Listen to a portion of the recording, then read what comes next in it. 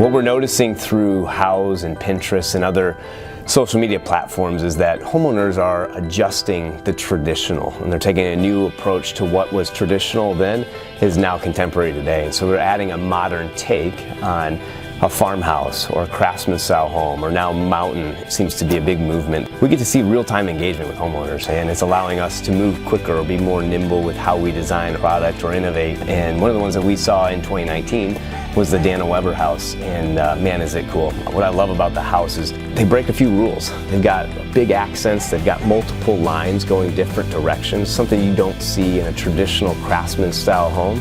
They're doing, but they're still adding a craftsman style element or influence to it. They're adding some stone and adding real wood doors. They're bringing elements of Mother Nature in. It's a modern take on maybe a mountain home or modern take on a craftsman style home. And as we look at trends at Quality Edge, the way we develop product or innovate has to be engaging with what homeowners are starting to gravitate towards.